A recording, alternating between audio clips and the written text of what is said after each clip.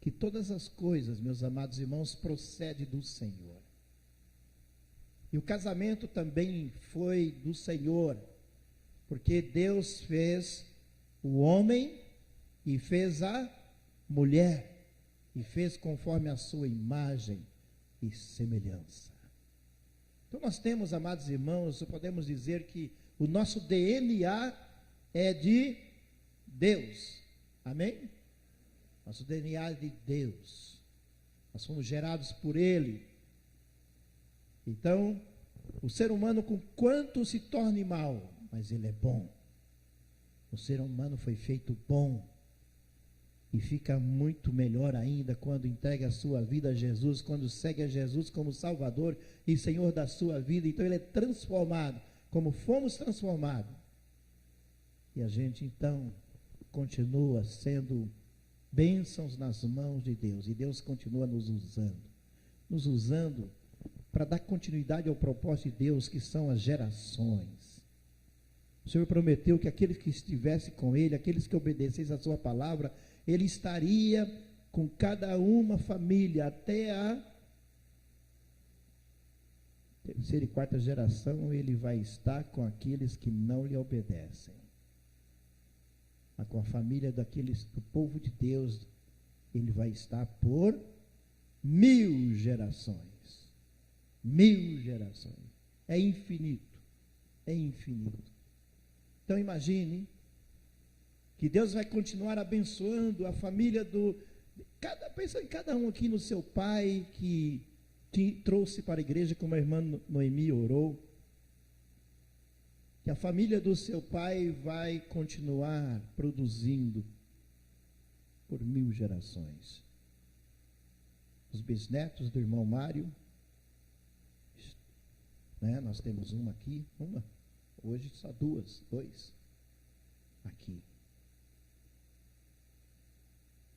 Então, amados irmãos,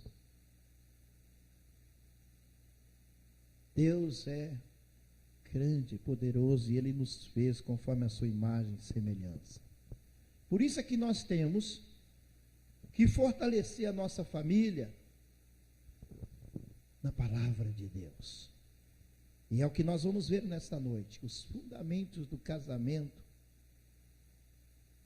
quais são? Então, iniciando, o texto básico, está em Gênesis capítulo 2, versículo 24. Mas eu quero ler, amados irmãos, o capítulo 2, a partir do versículo 18. Você pode abrir sua Bíblia, ou acessar aí sua Bíblia online. Versículo 18.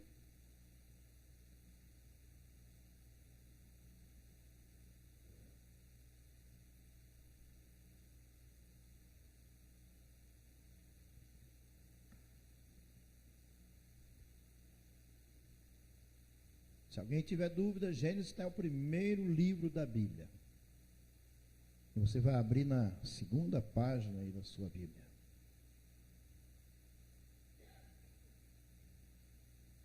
Segunda página do início da Bíblia, né? Não contando as folhas que vêm antes. Disse mais o Senhor Deus: não é bom que o homem esteja só. Eu lhes farei uma ajudadora que lhes seja adequada. E o Senhor Deus formou da terra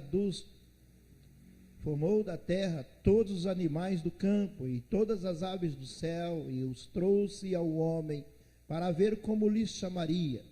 E o nome que o homem desse a cada ser vivo, esse seria o nome deles. Assim o homem deu nomes a todo o gado, às aves do céu e a todos os animais do campo. Mas não se achava uma ajudadora adequada para o homem. Então o Senhor Deus fez cair um sono pesado sobre o homem, e este adormeceu. Tomou-lhe então uma das costelas e fechou a carne em seu lugar. E da costela que o Senhor Deus lhe havia tomado, formou a mulher e a trouxe ao homem. Então disse o homem: este é agora osso dos meus ossos e carne da minha carne. Ela será chamada mulher, porquanto do homem foi tomada. Portanto, o homem deixará seu pai e sua mãe, e se unirá à sua mulher, e eles serão uma só carne. Então veja bem,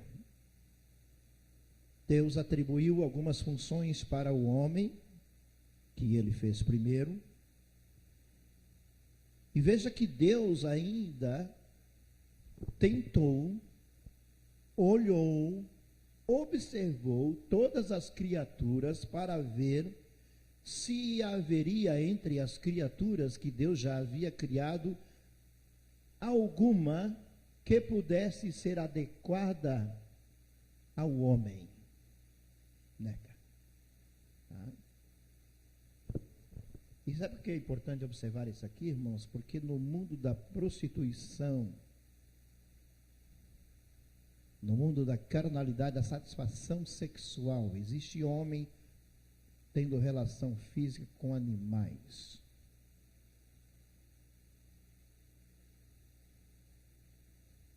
E se dizem satisfazerem-se. Relação física com objetos. Para isso estão aí as lojas, vendendo produtos. Mas Deus está dizendo que não encontrou, e olha que fora Deus quem fez todos os seres. E ele diz que tudo quanto fez é bom. Mas não encontrou uma companheira, não encontrou uma ajudadora que pudesse satisfazer completamente o homem. Precisava ser alguém igual ao homem. Igual no sentido ser pessoa, ser uma pessoa semelhante, ser a imagem e semelhança de Deus. E ele fez então a mulher. E como dizem, né? Ele fez o homem, pegou o barro, um artista, esculpiu e fez o homem. Mas a mulher, ele pegou o homem, tirou do homem e fez a mulher, porque ele disse que ela é mais bonita. Por isso que ela saiu mais perfeita, mais linda, mais completa. Para muitos não, né? Porque é apenas um pedacinho do homem. Mas foi feita por Deus, foi feita completa. Foi feita diferente. É diferente. Em vários aspectos, hoje não vamos abordar isso. Mas vocês têm hoje especialistas nisso, né? Está aí na internet. Você pode assistir. Pastor Cláudio Duarte fala isso de uma forma bem humorizada, brincando. Fala coisa séria. E você pode assisti-lo. Só entrar no YouTube lá, por Pastor Cláudio Duarte, você vai assistir.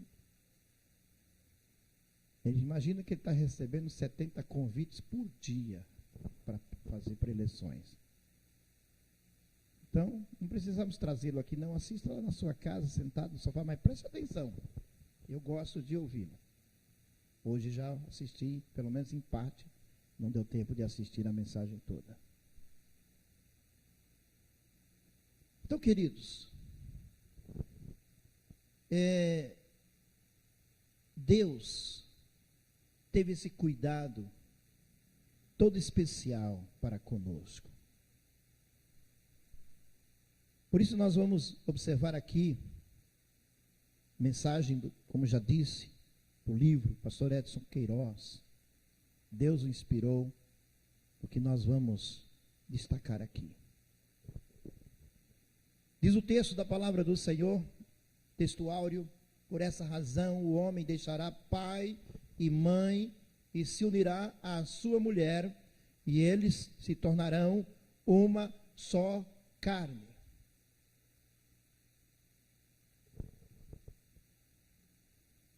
São 3 princípios que pastor Edson traz para nós meditarmos nesta noite. E você vai meditar durante a semana nesses 3 princípios, dividido em 6 dias, a partir de amanhã. Cada dia você vai observar, dentro desses princípios. E o primeiro ele diz, o homem deixará pai e mãe. Agora ele não está falando do momento que Deus fez, está falando agora do nosso momento. O nosso momento. Jovens solteiros que aqui estáis, deixará pai e mãe. Então existe nesse deixará pai e mãe 2 partes essenciais: a separação e o respeito. A separação. Homem e mulher devem deixar a casa paterna e formam uma nova unidade familiar. Não existe casamento sem a separação do casal dos seus lares paternos. O ato físico de saída do lar é importantíssimo, pois quebra os vínculos de dependência e forma uma nova célula familiar interdependente. O que significa interdependente? É que a gente torna independente, mas ao mesmo tempo dependente. Por isso Paulinho não sai da casa do irmão Bernardo. Não sai. Final de semana está lá, não é verdade? Tem que levar a filha, tem que buscar a filha. Eu estou falando você porque você dizem que é o agregado, né? Ela já é filha mesmo, tem que correr para casa da mãe. Mas é assim todos nós. É verdade. Meu filho estava contando comigo para levar a Melissa amanhã, mas o irmão Josias já tinha me comprometido, então ele vai fazer o esforço, eu não vou poder amanhã ajudá-lo. Mas a interdependência. Nós continuamos assim, não adianta. A Estefânia não usa a mamãe porque está tão longe, mas fala com ela todos os dias, várias vezes no dia, né, Estefânia? Constantemente, ela preocupada, qualquer coisa liga. Esses dias ela não esteve boa, a mamãe ligou para a segunda mãe aqui, que está mais perto, para a tia. Você já ligou lá, você já viu como é que está, você já foi lá? Minha filha, cuida dela para mim, por favor. Né? Por isso que fez que eles viessem lá de São Paulo e comprassem aqui em Hortolândia, para ficar mais perto, né? Para a gente poder ajudá-los no cuidado com a filha aqui. Então essa interdependência, isso não vai separar nunca, não pode separar nunca, né? Precisa continuar tendo esse apoio de ambos os lados, tanto um quanto o outro, apoiando um ao outro. Irmãos, é coisa maravilhosa, é uma bênção. Eu gosto quando meu filho me chama. Pai, você pode? Você poderia fazer isso para mim? Que tal? Mas, irmãos, é um prazer, é uma satisfação. E eu vou dizer mais. A função de pastor dá a gente uma qualificação de pai, que até uma irmã um dia, eu estava com o pai dela, e ela no carro, no hospital, e ela voltando me chamou de pai. Ela errou, é claro, ainda mais na presença do pai, mas a gente sente tão bem, sabe? Até as ovelhas, eu gosto quando os irmãos me ligam, pensa que eu não gosto, me atrapalham, principalmente que pastor, ore por mim, porque eu estou com esse problema.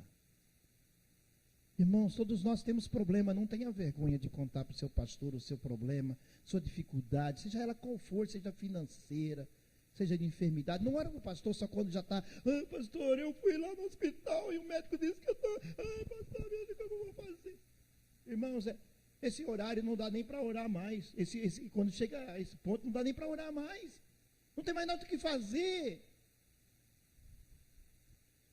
Tem que procurar o pastor quando ainda está começando o problema, que o pastor vai botar o joelho em terra, e se precisar, vai pedir à igreja, pastor, mas não, eu não quero saber que a igreja saiba, não, o pastor não vai denunciar que o irmão fulano está, irmão, nós precisamos orar, acabamos de dizer isso aqui agora, É o que acontecia lá na igreja primitiva.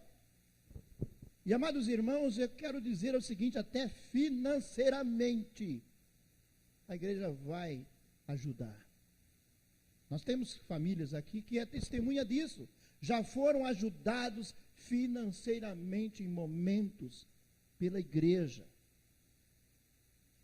Por quê? Porque pediram socorro. E a Bíblia diz, o meu socorro vem do Senhor que fez o céu e a terra. Mas sabe, meus queridos irmãos, sabe aonde está o nosso socorro? Onde está o socorro do Senhor? Deus não vai despencar lá do céu dinheiro para nós, não. É a igreja. O socorro do Senhor está com a igreja. Então, irmãos, ligue, não tenha medo, não. Se a gente não tiver, se a igreja não tiver, a gente vai dizer, irmãos, mas a gente vai em busca. A gente vai, nem que for em busca do chão. Porque Jeremias diz assim, olha, põe a tua boca no pó e vê se ainda há esperança. Ele fala isso no livro de Lamentações. Se não me falha a memória, capítulo 3, versículo 29. Confere depois lá na sua casa. Irmão, nós temos que aprender a ser transparente, a ser o que somos. Esse negócio de queremos mostrar que nós somos e não somos, queridos, aí o tombo vai ser maior e a vergonha vai ser maior. E tem gente que afasta da igreja por causa disso. Então, queridos, vamos aprender que devemos ter essa interdependência, tanto familiar, biológica, quanto familiar espiritual. Amém? Portanto, os dois devem ter o seu novo espaço físico, os seus próprios bens e sua privacidade. De acordo com a Bíblia, enquanto solteiros estão sob a responsabilidade e disciplina de seus pais, mas no momento em que dizem sim, diante de um juiz ou autoridade clerical, a responsabilidade e a disciplina tornam-se mútuas, pois tornaram uma nova família. Muitas pessoas têm passado por problemas e dificuldades no casamento por não entenderem e praticarem o princípio da separação.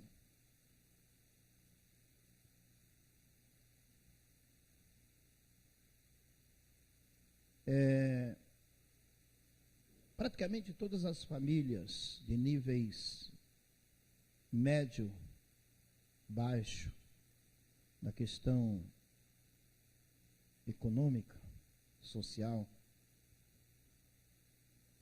precisam muito uns dos outros. Às vezes, morar com mães e pais, e consequentemente, um dos cônjuges vai estar com o sogro, com a sogra.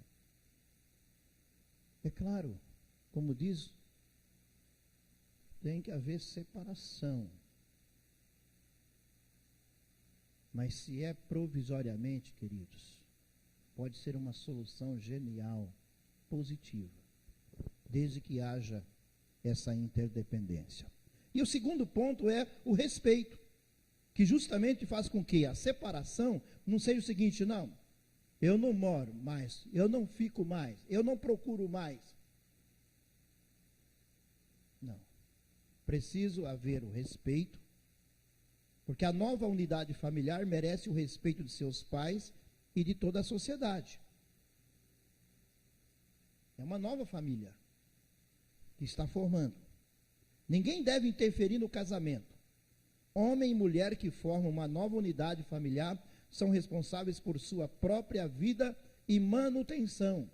Por essa razão, queridos jovens, solteiros, precisam refletir, orar muito, pedir a misericórdia do Senhor, para que possam casar sabendo o que está fazendo.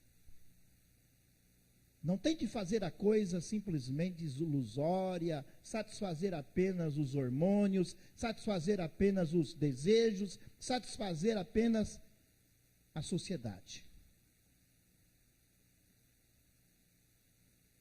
Às vezes nós queremos satisfazer a sociedade. E nos complicamos. Principalmente no mundo de hoje, que nós temos vivido um mundo de consumo. Hoje, a proposta é consuma. Faça o melhor, faça o mais bonito, faça o mais gostoso. E aí as pessoas investem alto. E depois tem problemas. Então o jovem, nesse mundo consumista que estamos, está preparando para casar. E muitos pensam que preparar para casar é só namorar. É só paquerar. E o pior é que no mundo lá fora é ficar. Mas eu espero, né? Que seja só lá no mundo lá fora. E por isso tem que mostrar, tem que ter aparência. E às vezes o jovem nem pode, nem tem salário para isso, mas ele casa primeiro com carro, para mostrar para a namorada que ele tem carro.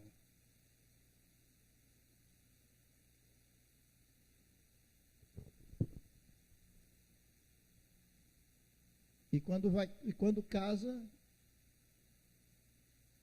e agora? Não dá para morar dentro do carro. Porque quem casa, quer casa. Aí os dois caem em si. Precisamos de uma casa. Não quero morar com a minha mãe. Não, eu também não quero. Nem com a minha. Não dá certo mesmo. Não vai dar certo. Como já disse, se for temporariamente, tudo bem. E daí? Vamos pagar aluguel.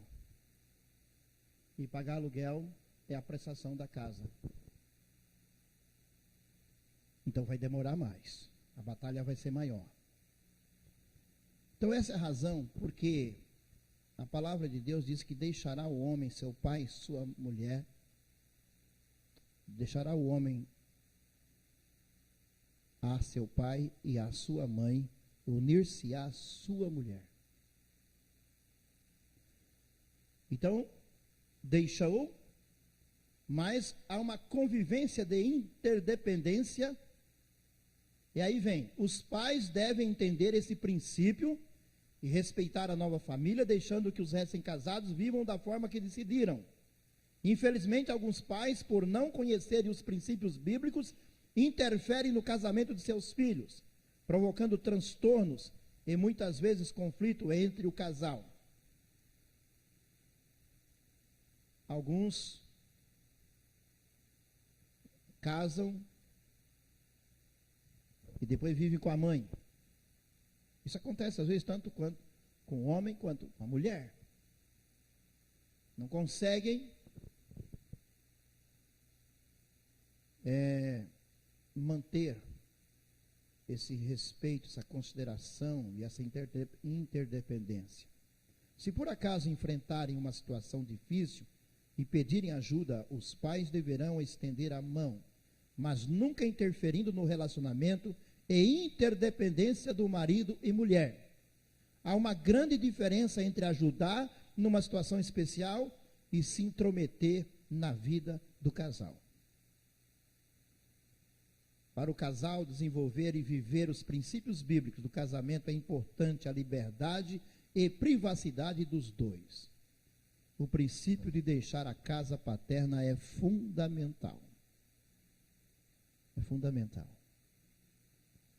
Às vezes a mamãe não gosta muito, nem a mamãe da filha, nem a mamãe do filho. Mas precisam compreender que tem que ficar na retaguarda, mas jamais intrometer.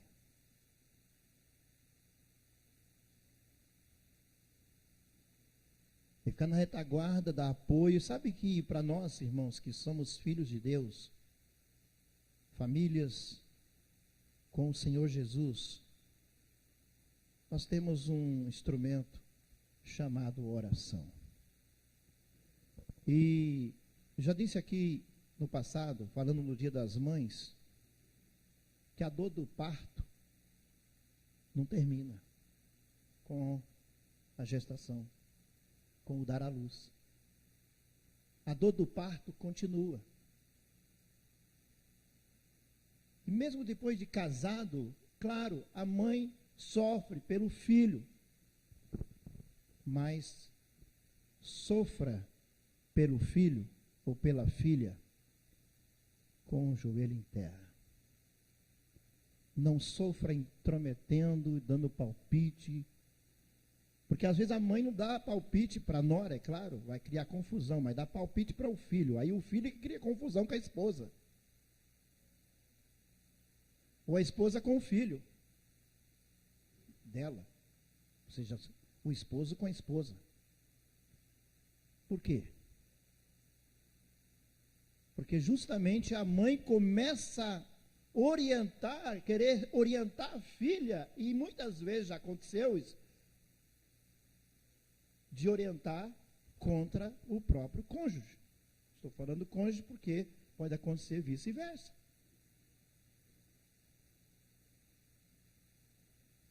Também os filhos precisam ter cuidado como chegam para as mães ou para os pais e contam sobre o seu cônjuge. Porque aí vai incendiar no coração da mãe a revolta contra a outra mãe e contra o genro ou contra a nora.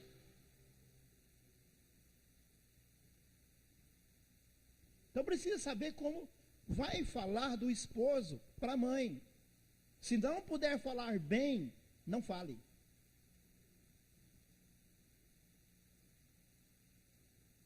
Não fale. É a melhor coisa. Porque mãe vai sempre estar do lado do filho. Os irmãos sabem perfeitamente que para uma mãe, e eu estou falando das mães sem Cristo, as mães sem Cristo não têm bandido. Filho bandido. Tem? Não. Nenhuma mãe aceita o filho dela que está na cadeia dizendo, eu vou visitar o meu filho bandido. Não. Aí a esposa, imprudentemente, chega para a mãe e fala, vou falar a minha verdade, se eu tivesse pensado melhor não tinha casado. O homem é um traste. Ainda fala palavrão ainda. Ainda xinga ainda o marido. Ou vice-versa. E aí, amados irmãos? Acha que ela vai chegar e dizer, não, meu filho, você está enganado, sua esposa é maravilhosa. Já é difícil falar quando o filho fala bem da nora, imagina se o filho fala mal da nora, da esposa, para a mãe que é nora, que é a nora, que é a sogra. Então, essa relação de interdependência e mantendo o respeito, é preciso haver sabedoria. E essa sabedoria vem do Senhor. Segundo lugar, segundo princípio a palavra de Deus disse, deixará o homem seu pai e sua mãe e se unirá à sua mulher. Aqui se refere à união sexual. Os dois deixam os seus pais e agora dentro dessa nova unidade familiar, sob a bênção de seus pais, da igreja e testemunho da sociedade, tem a união legítima dos corpos. Passaram a ser o quê? Uma só carne. Deus preparou a relação sexual para o casamento, por isso é que a Bíblia é contra a prática sexual fora do casamento, seja antes ou depois de casados. A Bíblia condena, a Bíblia é contra a prática sexual fora do casamento. Há dois propósitos de Deus ao estabelecer a intimidade entre homem e mulher. Primeiro, demonstração física do amor. Os dois se relacionam exatamente porque se amam. E estão construindo um perfeito amor. E amor, o que a Bíblia diz? O amor gera confiança. Quem ama não trai. Quem ama confia, por isso que ele não arde em ciúme. Quando o casal, um arde em ciúme em relação ao outro, está faltando o verdadeiro amor de Deus na vida do casal, porque falta confiança um no outro. Primeiro fator para que haja amor sincero é que haja confiança. E para que haja confiança é preciso haver sinceridade de um para com o outro. Nunca mentira. A mentira não pode fazer parte jamais da vida conjugal.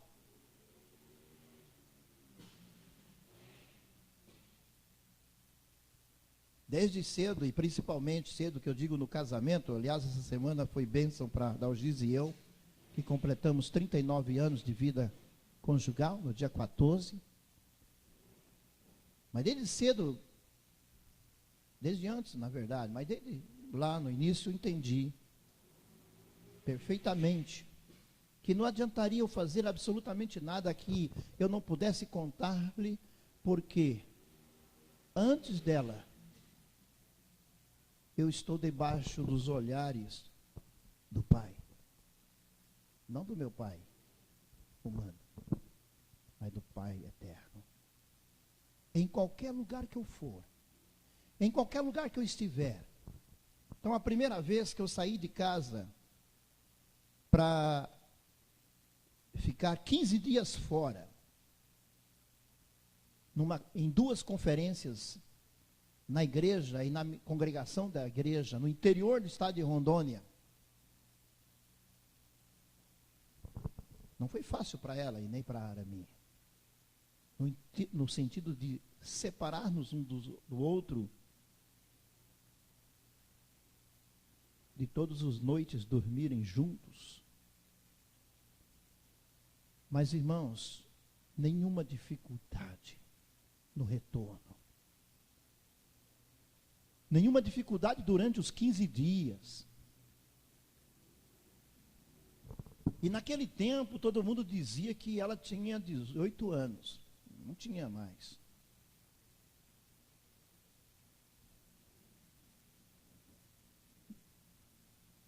(18 anos). Isso para o homem não é muito bom, dizer que a mulher é novinha. É bonitinha. Meus irmãos, tranquilo. Porque eu conheço, antes de tudo eu conheci a fidelidade dela para com seu Deus. E aprendi a confiar. Não é que eu não tive momentos de ciúme lá no começo. Mas eu aprendi. A relação de amor, a relação conjugal é um aprendizado, amados irmãos, que só vai terminar o dia que a morte separar. Não pensa que vamos ser perfeitos, um perfeito casal. Não. A gente continua aprendendo até hoje, descobrindo um no outro. E às vezes até estranhando. Por quê? Porque nós somos diferentes. A única coisa igual que fomos feitos é a imagem e semelhança de Deus. O mais, tudo ficou diferente. Até porque ela e eu somos pecadores. Nós somos pecadores. Estamos constantemente sendo tentados. Deus abençoa a relação sexual legítima. O casamento deve ser honrado por todos. O leito conjugal conservado puro, pois Deus julgará os imorais e os adúlteros. Segundo diz a carta aos Hebreus 13, versículo 4. Então, amados irmãos, Deus julgará os imorais e os adúlteros. Então não vai na onda da sociedade, não. Não fica de olho nos festins, dando ouvido e dizendo, não, normal. Não, nada normal. Normal é o que a Bíblia nos ensina. Normal é um casal cada vez se amar mais. Eu já tenho dito isso, não é preciso dizer que cada vez fica melhor. Cada ano que passa fica melhor a nossa relação. A gente aprende, cresce e melhora cada vez mais. E sabe quando a gente melhora cada vez mais? A gente ama cada vez mais. A gente ama cada vez mais. Segundo princípio, dentro já do segundo princípio, segundo ponto dentro do segundo princípio é propiciação. Um dos resultados do relacionamento sexual é a gravidez, que é uma bênção de Deus. A Bíblia diz, os filhos são herança do Senhor, uma recompensa que Ele dá, conforme o Salmo 127:3.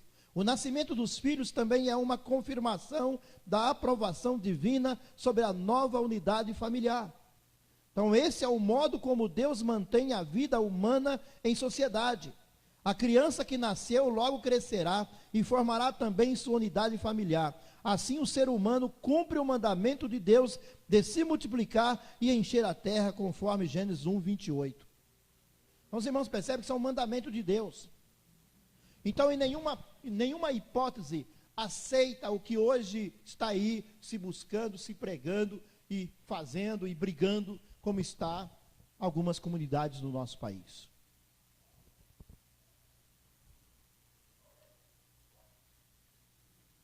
Terceiro princípio.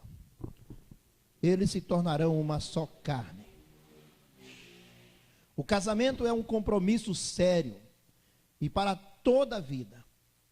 Na união sexual, os dois formam uma só carne e ninguém poderá separá-los. Uma das frases muito utilizadas na cerimônia de casamento, quando os noivos trocam as alianças, é: até que a morte nos separe. Isso deveria ser cumprido pelo casal que está formando uma nova unidade familiar. Permitir, queridos, buscar a Deus, orar muito, para que essa seja de fato a realização de Deus na sua vida, queridos. Nunca, nunca, nunca ouse dizer, não tem problema não, se não der certo a gente separa. Queridos, eu tenho acompanhado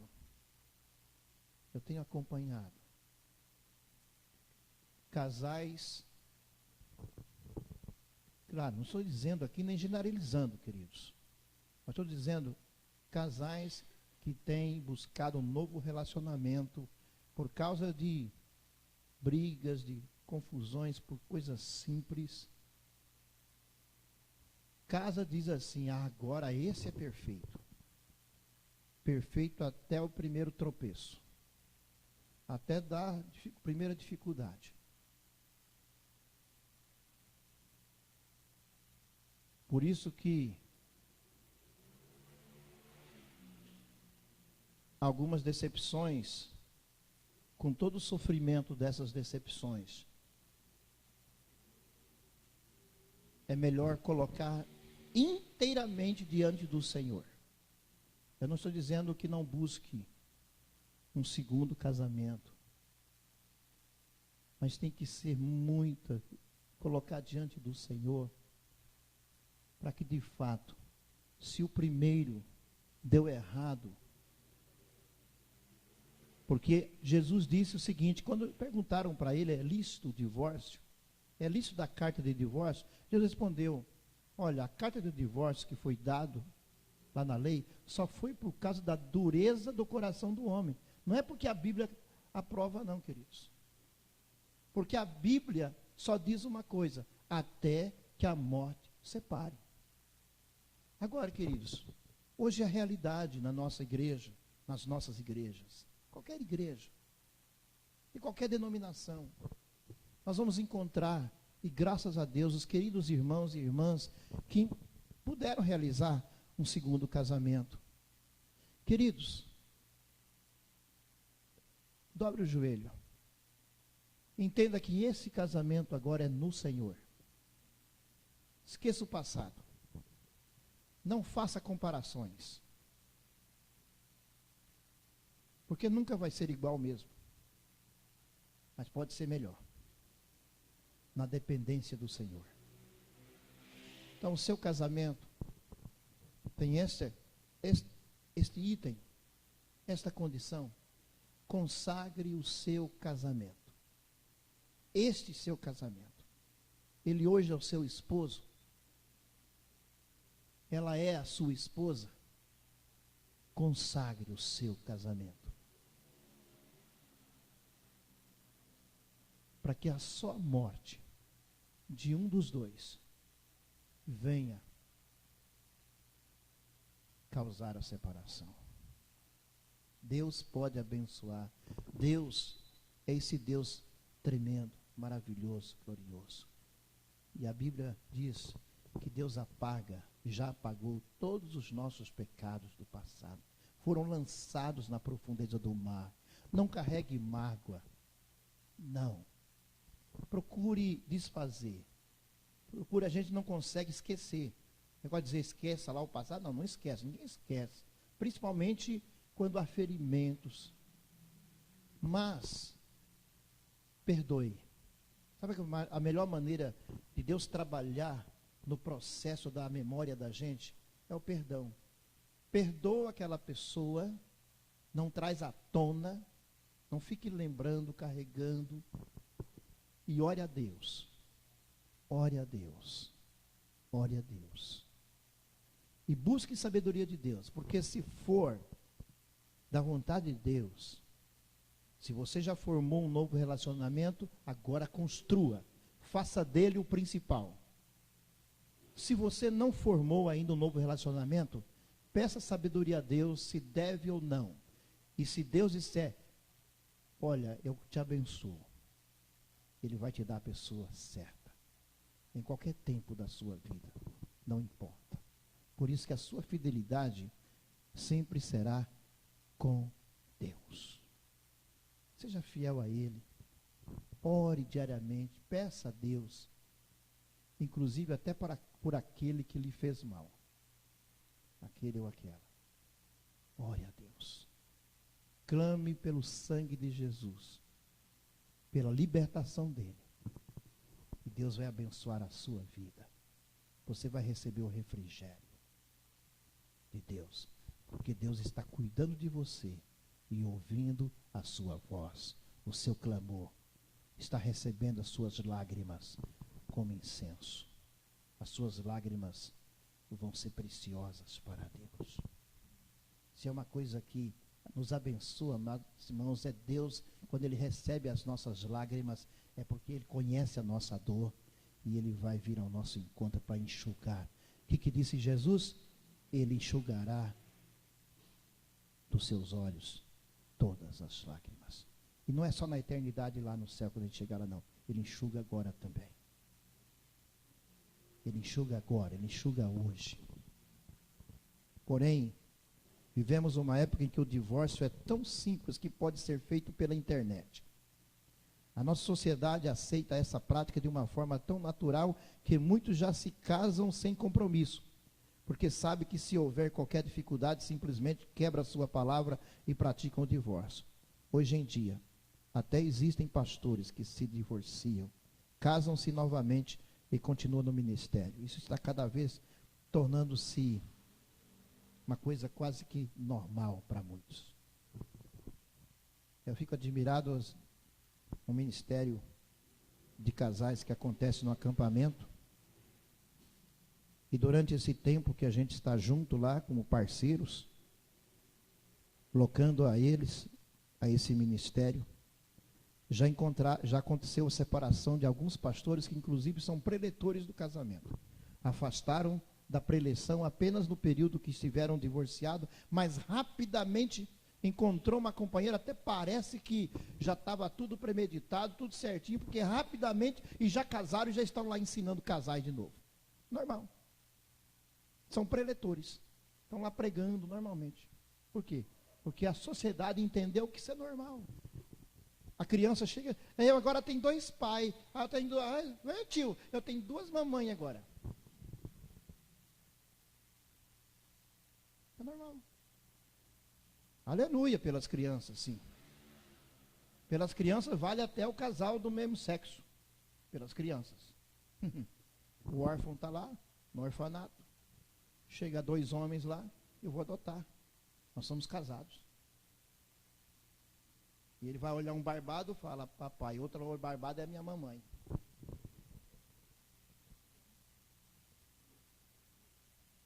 Não é difícil? Difícil também olhar para 2 mulheres e dizer, essa é minha mãe, esse é meu pai. Mas a sociedade diz que é tudo normal. Claro. Qual criança não quer um papai desse? Meus irmãos já foram, os irmãos aqui quase todos já foram no orfanato, lá no Lar Batista de Criança. Meus irmãos, só falta dizer assim, me leva, me leva, me leva. Claro, que criança que não quer. Pode ser até um cachorro que chega lá e trouxer a criança de adotar, se tivesse inteligência para poder criar, eles iam vir junto. Opa, agora tem um papai cachorro. A criança órfã não está olhando quem vai ser pai, quem vai ser mãe, não.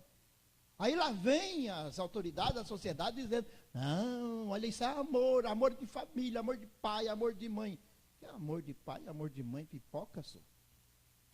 Presta atenção. Amor de mãe é aquela que gera, aquele que tem a dor do parto.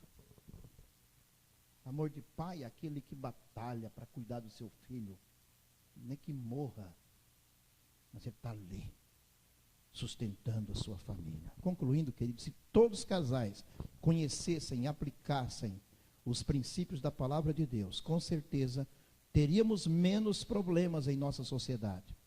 Famílias disfuncionais produzem filhos sem parâmetros de obediência e sem qualquer segurança emocional. Como igreja, precisamos de famílias, modelos que possam abençoar outras. Amém?